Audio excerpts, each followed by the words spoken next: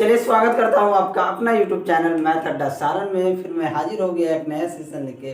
देखिए, रेलवे में पूछे गए टॉप 10 क्वेश्चन मैं लेकर हाजिर होता हूँ जो प्रीवियस ईयर में यानी कि 2018 में ग्रुप डी में पूछा गया क्वेश्चन है, वही सारा मैं टॉप 10 में लेके आता हूँ। तो आप लोग टॉप 10 क्वेश्चन जरूर देखिएगा। इससे आपको जानते हैं क्या फ़ायदा होगा, आपको समझ में आएगा कि किस तरीके से एग्ज़ाम में प्रश्न पूछे जाते हैं। ठीक है, देखिए 2018 का जो एग्ज़ाम हुआ था ये भी एग्ज़ाम टीसीएससी कंडक्ट कराया था, और 2021 का जो एग्ज़ाम होने वाला है ये भी एग्ज़ाम टीसीएससी कंडक्ट करवाने वाला है। ठीक है, और आप सभी जानते हैं कि एनटीपीसी का एग्ज़ाम भी टीसीएससी लिया है, और उसका मैथ का लेवल आप देख सकते हैं। अगर आप नहीं एग्ज़ाम दिए हैं तो आप जाके देख सकते हैं कि क्या उसका लेवल है। तो टीसीएस का लेवल बहुत ज़्यादा हाई नहीं है। अगर आप अच्छे से तैयारी कीजिएगा तो आप 25 में, अगर मैथ की बात करें तो 25 में 20+ तो आप आसानी से कर पाएंगे। होता है हर एग्ज़ाम में 4 से 5 क्वेश्चन ऐसे होते हैं जो आदमी नहीं कर पाता है, जिसे मॉडरेट क्वेश्चन हम कह सकते हैं, मॉडरेट टू हाई लेवल कह सकते हैं। तो चलिए, अगर आप हमारे चैनल पर नए हैं तो चैनल को सब्सक्राइब कर लें और वीडियो को अंत तक देखें ताकि आपको इसका फ़ायदा मिल सके। और अभी तक आप हमारे टेलीग्राम चैनल से नहीं जुड़े हैं तो लिंक आपको डिस्क्रिप्शन में मिल जाएगा, आप वहाँ से जुड़ जाइएगा। तो चलिए, ज़्यादा टाइम वेस्ट ना करते हुए क्लास को हम शुरू करते हैं। चलिए, आज का टॉप 10 का पहला क्वेश्चन देखते हैं। पहला क्वेश्चन क्या है? पहला क्वेश्चन कह रहा है कि एक समचतुर्भुज की भुजा की लंबाई ज्ञात कीजिए जिसका क्षेत्रफल 6 सेंटीमीटर स्क्वायर है और विकर्ण की लंबाई 7 सेंटीमीटर है।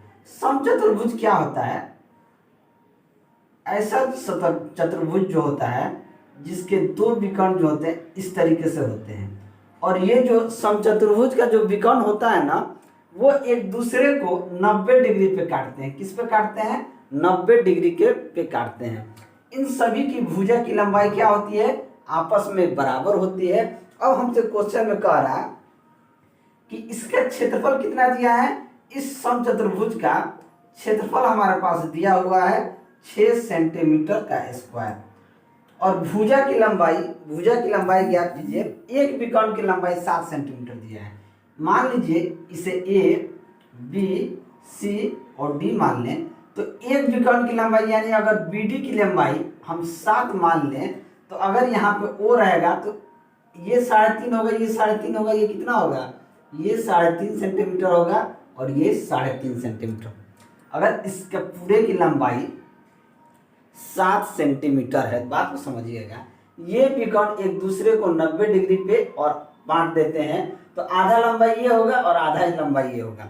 अब समचतुर्भुज का क्षेत्रफल क्या होता है? देखिए, समचतुर्भुज का क्षेत्रफल होता है 1/2 दोनों विकर्ण का गुणनफल, यानी ये दोनों जो विकर्ण होता है उसका गुणनफल होता है। क्या होता है? समचतुर्भुज का क्षेत्रफल 1/2 इन दोनों विकर्णों का यानी कि डायगोनल वॉल और डायगोनल टो का गुणनफल होता है। अब हमारे पास क्षेत्रफल कितना दिया है? 6, तो 6 बराबर 1/2। एक D1 को हमने मान लिया 7, तो दूसरा D2 को हम क्या निकाल लेंगे? बिल्कुल निकाल लेंगे। तो ये क्या हो जाएगा? D2 हो जाएगा 6 दूनी 12, यानी कि D2 देखेंगे तो ये 6 दूनी 12/7 क्या हो जाएगा? 12/7 सेंटीमीटर। बात को समझिएगा। इसका ए और सी का क्षेत्रफल क्या हो गया? 12/7 सेंटीमीटर हो गया। ये पूरे का क्षेत्रफल हो गया। अब हमसे कह रहा है भुजा की लंबाई ज्ञात कीजिए। क्या निकालना है हमको? भुजा निकालना है, यानी ये जो भुजा है ये भुजा निकालना है। तो भुजा बराबर क्या होता है? हमसे पूछ रहा है कि भुजा क्या होगा, यानी कि भुजा क्या होगा। तो देखिए, भुजा क्या होता है?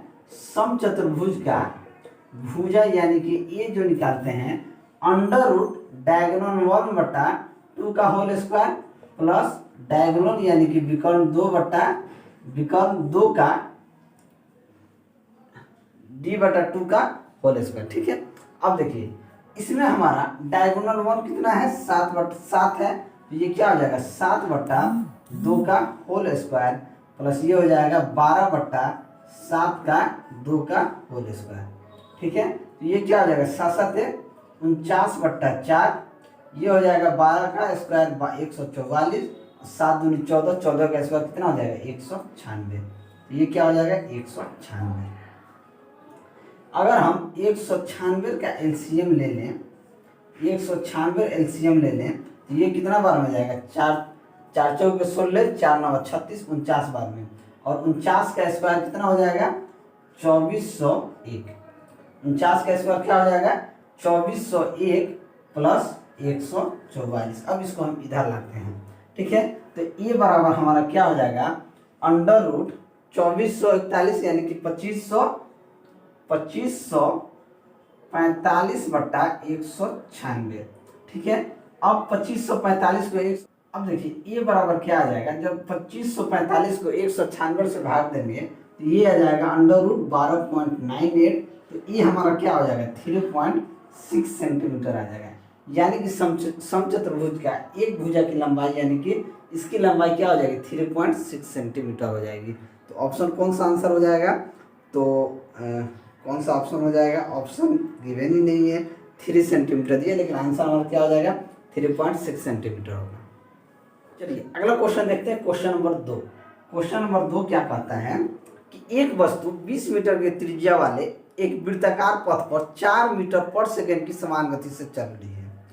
इसके द्वारा चक्कर पूरा करने में लिया गया समय क्या होगा। एक वृत्त है, ठीक है, एक वृत्त है, इसकी जो 20 मीटर इसकी दूरी है। मान लीजिए यहाँ से चलना शुरू किया, यहाँ से यहाँ तक आने में कितना टाइम लगा 20।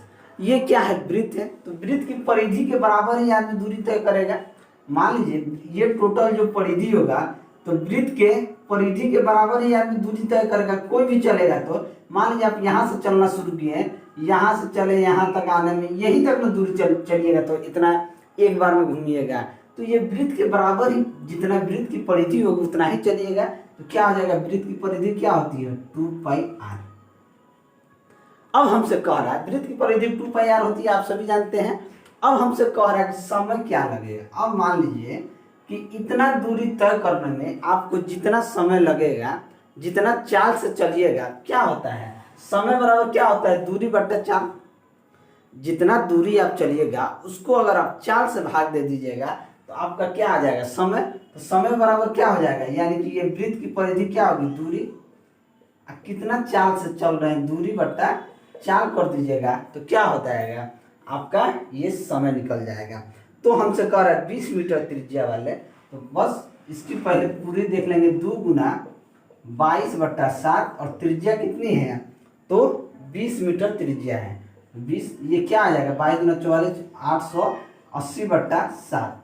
ये 800 वृत्त की परिधि क्या हो गई 880/7 मीटर, और इसको 4 मीटर पर सेकंड के चाल से चलता है।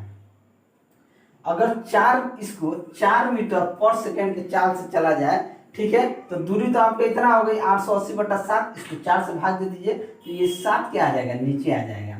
इसको काट देंगे तो 40, ये क्या हो जाएगा 220 हो जाएगा। यानी कि 220/7 सेकेंड क्या हो जाएगा आपका आंसर हो जाएगा।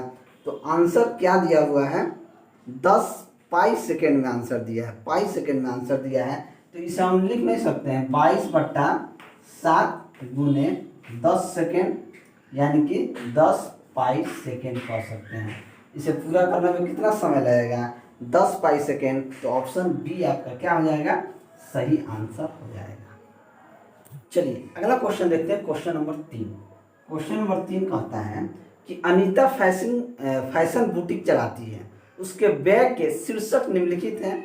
खरीद में 30%, दर्जी का भुगतान करने में 40% और किराए में बिजली में 30%। यदि उसका कुल व्यय 50,000 प्रति माह है तो दर्जी का भुगतान करने में उसने कितना धन को व्यय किया। अब देखिए खरीद कितना में, खरीद करने में कितना खर्चा करती है, खरीद प्लस दर्जी प्लस किराया, ये टोटल उसका क्या हो जाएगा, टोटल उसका खर्च हो जाएगा। टोटल क्या हो जाएगा, टोटल व्यय होगा। यानी टोटल कोई भी आदमी क्या करता है 100% अपना खर्चा करता है। अब ये खरीद में कितना खर्च करती है तो 30%, प्लस दर्जी में 40%, प्लस किराए में 30%, यानी कि 30 40 70 100%, यानी 100% का वैल्यू क्या है 100% है। ठीक है, अब देखिए यानी कि 50,000 रुपया प्रति माह खर्चा करते हैं, यानी कि 100% का खर्चा करती है, जो कि कितने के बराबर है तो 50,000 के बराबर है। तो यहाँ से अगर 1% का वैल्यू निकाल लें तो 2 जीरो से 2 जीरो कट जाएगा, यानी कि 500। 1% 500 के बराबर है। अब हमसे पूछा है दर्जी पर कितना खर्च करती है, तो दर्जी पे देखिए कितना खर्च करती है 40%। तो यहाँ से 40% का वैल्यू क्या आ जाएगा, 40 गुना 500, यानी कि 4 5 20, और ये 3 गो जीरो रख देंगे, यानी कि दर्जी पे 20,000 रुपया खर्च करती है। तो ऑप्शन सी क्या हो जाएगा, आपका सही आंसर हो जाएगा। अगला क्वेश्चन देखते हैं, क्वेश्चन नंबर 4। क्वेश्चन नंबर 4 क्या कहता है कि एक लड़की को 400 किलोमीटर की दूरी को 5 घंटे में तय करना है, यानी कि 5 घंटा में दूरी तय करना है। उसने कुछ समय 85 किलोमीटर प्रति घंटा की गति से और शेष 55 किलोमीटर प्रति घंटा की गति से यात्रा की। उसने अधिक गति से कितनी देर तक यात्रा की। अब देखिए पहली किस चाल से चल रही है, तो 85 किलोमीटर प्रति घंटा के चल रही है। उसके बाद शेष जो है, शेष चल रही है 55 किलोमीटर प्रति घंटा के चाल से चल रही है। चलना इसको कितने में है, 5 घंटा में दूरी को तय करना है। टोटल दूरी 400 मीटर है। हमने माना कि 85 किलोमीटर जो चल रही है वो टी घंटा से चल रही है, तो बचा हुआ 5 घंटा में चलना है, तो ये किस चाल से चलेगी, 5 माइनस टी के चाल से चलेगी, यानी कि 5 में माइनस टी समय के चाल से चलेगी। अब देखिए 85 किलोमीटर टी समय से चली प्लस 55 किलोमीटर 5 माइनस टी समय से चली, इसको टोटल दूरी कितना तय करना है, तो 400 मीटर। बस हमारा इक्वेशन तैयार हो गया। 85 टी प्लस 50 है 25 के 5, हाथ में 2, 50 25 2 27, 275 माइनस 55 टी बराबर 400। ये 55 85 में से 55 चला जाएगा, 30 टी बचेगा। ये 275 जाके माइनस हो जाएगा, 400 माइनस 275, तो 30 टी का मान किसके बराबर हो जाएगा, 10 में से 5 गया 5, 9 में से 7 गया 2, 3 में से 2 गया 1, यानी 125 के बराबर। तो टी हमारा क्या हो जाएगा, 125 बट्टा 30। 5 से काट देते हैं, 5 छक 30, 5 से कट जाएगा 25, यानी समय क्या हो जाएगा 25 बट्टा 6 घंटा। अगर हम इसे कह दें तो 6 चौके 24, 4 पूर्णांक 1 बट्टा 6 घंटा कह सकते हैं कि 4 पूर्णांक 1 बट्टा 6 घंटा। तो 1 बट्टा 6 घंटे का मतलब क्या हो गया कि 10 मिनट। 1 बट्टा 6 घंटे को हम कह सकते हैं घंटा में 1 बट्टा 6, यानी क्या होता है 60 मिनट का 1 घंटा होता है। अगर ये मिनट है तो इसे हम कह सकते हैं 1 बट्टा 6 गुना 60, तो 6 दहा 60, यानी कि ये क्या हो जाएगा 10 मिनट हो जाएगा। बात समझिएगा, तो ये क्या आ जाएगा 4 आवर 30 मिनट हमारा सही, 10 मिनट, 4 घंटा 10 मिनट हमारा सही आंसर हो जाएगा। तो ऑप्शन कौन सही होगा, तो ऑप्शन डी जो है हमारा सही आंसर हो जाएगा। देखिए वीडियो अगर आपको अच्छा लगे तो लाइक ज़रूर करें, अगर अच्छा लगे तो, अगर नहीं लगे तो कोई बात नहीं है। चलिए अगला क्वेश्चन देखते हैं, क्वेश्चन नंबर 5। क्वेश्चन नंबर 5 क्या कहता है कि किसी व्यक्ति ने 96 रुपये में कोई सामान खरीदा और उसे 25% के लाभ पर इसे बेच दिया, तो सामान का विक्रय मूल्य क्या होगा। 96 रुपये में सामान को खरीदा है, कितना में खरीदा है, तो 96 रुपये में किसी सामान को खरीदा। 96 रुपये उसका क्या हो जाएगा, कॉस्ट प्राइस हो जाएगा। उसका कॉस्ट प्राइस देखें तो कितना है 96 रुपया। उसको प्रॉफिट कितना चाहिए, 25% लाभ पे वो बेच दिया। तो 25% लाभ का मतलब होता है कि 25 बट्टा 100, यानी कि 1/4। अगर हम कॉस्ट प्राइस और सेलिंग प्राइस का रेशियो देखें तो 4 रुपये का सामान को 5 रुपये में बेचेगा, तब उसको 25% का लाभ होगा। लेकिन इसका कॉस्ट प्राइस कितना है 96 है, तो ये इसका कितना गुना है, तो 24 चौके 96, तो ये इसका सेलिंग प्राइस क्या हो जाएगा गुना 24, यानी कि 120 हो जाएगा। तो हमारा आंसर क्या हो जाएगा 120, यानी कि ऑप्शन ए जो है हमारा सही आंसर हो जाएगा। एक तो ये तरीका है। दूसरा आप कह सकते हैं 96 रुपया की वस्तु को 25% लाभ पे बेचना है, तो कह सकते हैं 125 बट्टा 100 में बेच सकता है। तो 25 चौके 100, 25 5 100, 4 से काट दीजिए 24 बार में, तो 24 5 120। आप इस तरीके से भी कर सकते हैं और इस तरीके से भी कर सकते हैं, लेकिन ये छोटा क्वेश्चन था तो आप इस तरीके से भी कर सकते हैं, इस तरीके से भी कर सकते हैं। आपको जो मेथड अच्छा लगे, मैंने दोनों चीज़ बता दिया है। ये मैक्सिमम टाइम क्या होता है कि प्रॉफिट या लॉस दिया रहता है, तो हम परसेंटेज में इस तरीके से कॉस्ट प्राइस और सेलिंग प्राइस का रेशियो निकाल के करते हैं, अन्यथा आप तो इस तरीके से करते हैं 96 रुपया पे 25% लाभ में बेचना है तो 125 रुपये में बेचेंगे और काट पीट कर देंगे। चलिए अगला क्वेश्चन देखते हैं, क्वेश्चन नंबर 6। क्वेश्चन नंबर 6 क्या कहता है, यदि एक असमांतर भुज ABCD में E और F दो अनुप्रस्थ भुजाओं AB और CD के मध्य बिंदु हैं तो FE का मान क्या होगा। क्या हो जाएगा, FE का मान क्या होगा। मान लीजिए इस तरीके से दो असंगत भुजाएं हैं, एक A B C और D। अब इन दोनों के मध्य एक भुजा क्या है, EF है। क्या है, अगर इसे EF कर दें तो हमसे पूछ रहा है EF क्या होगा, यानी EF या FE क्या पूछ रहा है, FE बोले या EF बोले, बात FE या EF क्या होगा। तो ये क्या हो जाएगा, 1/2 होगा AB के, 1/2 होगा AB के प्लस 1/2 क्या हो जाएगा CD के, यही होगा। अब यहाँ से 1/2 हम कॉमन ले लेंगे तो क्या बच जाएगा, 1/2 AB प्लस CD, यानी इसका आधा है ये। EF क्या है, E जो है AB का आधा है और ये CD का आधा है, तो इन दोनों का क्या है, आधा आधा है। तो 1/2 AB प्लस CD, यानी कि ऑप्शन बी जो है आपका सही आंसर हो जाएगा। चलिए अगला देखते हैं, क्वेश्चन नंबर 7। क्वेश्चन नंबर 7 क्या कहता है कि 3680 रुपया पर 4% वार्षिक साधारण ब्याज की दर पर 2.5 साल में कितना ब्याज होगा। हमारे पास प्रिंसिपल क्या दिया हुआ है, 3680 रुपया, रेट हमारे पास दिया है 4% और टाइम दिया है 2.5। तो हमसे पूछ रहा है एसआई क्या होगा। एसआई बराबर क्या होता है, PRT/100। प्रिंसिपल दिया है 3680 गुना रेट कितना दिया है 4, समय दिया है 2.5/100।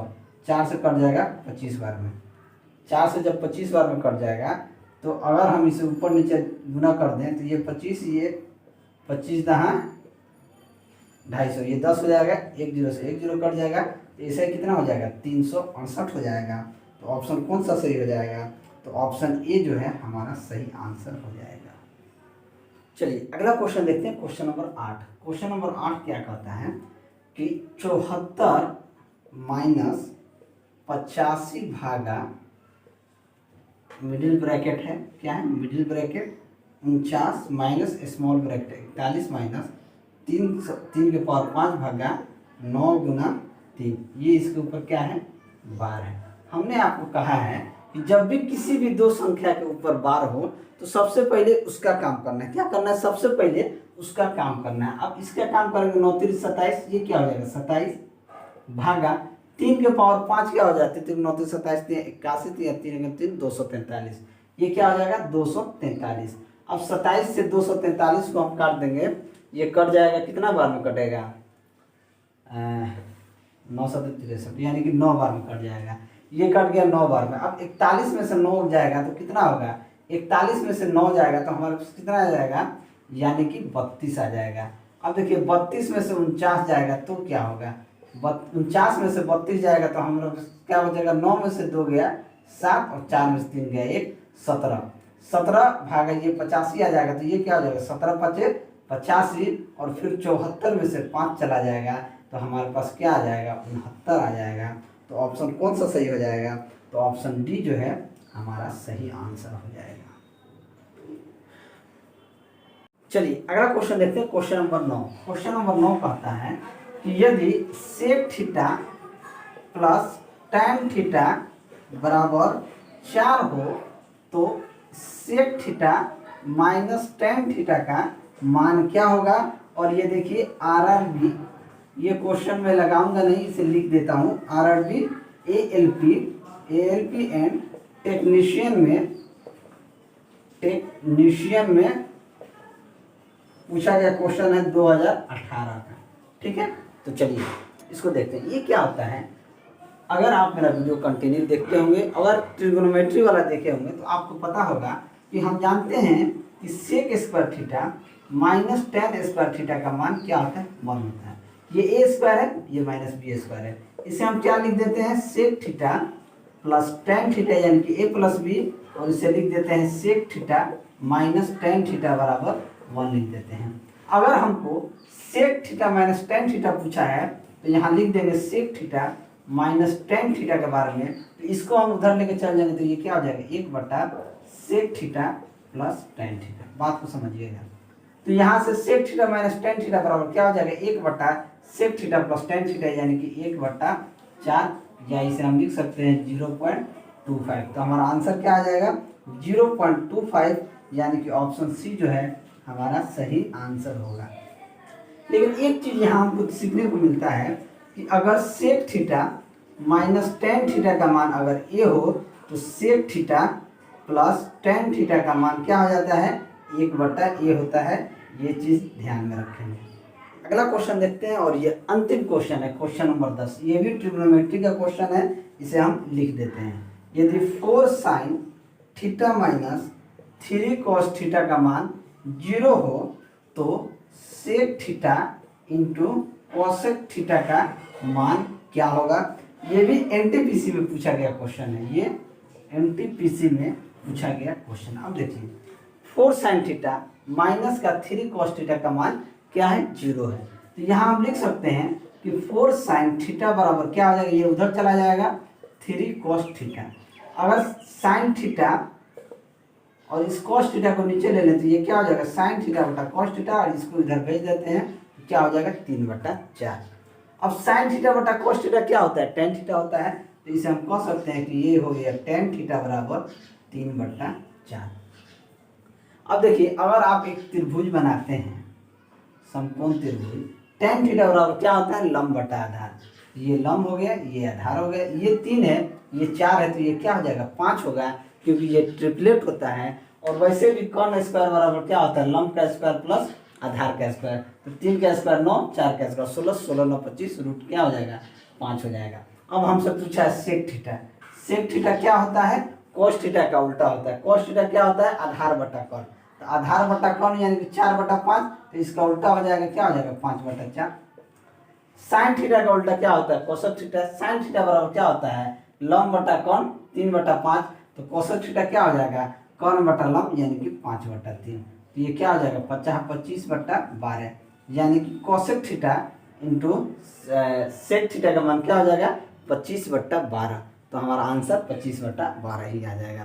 तो चलिए, अगर मेरा वीडियो आपको अच्छा लगा हो तो वीडियो को लाइक करें, दोस्तों में शेयर करें। अगर आप हमारे चैनल पर नए हैं तो चैनल को सब्सक्राइब करें। मैं ऐसे ही वीडियो लेकर आपके सामने हाजिर होता रहूँगा। चलिए मिलते हैं अगले वीडियो में, तब तक के लिए जय हिंद।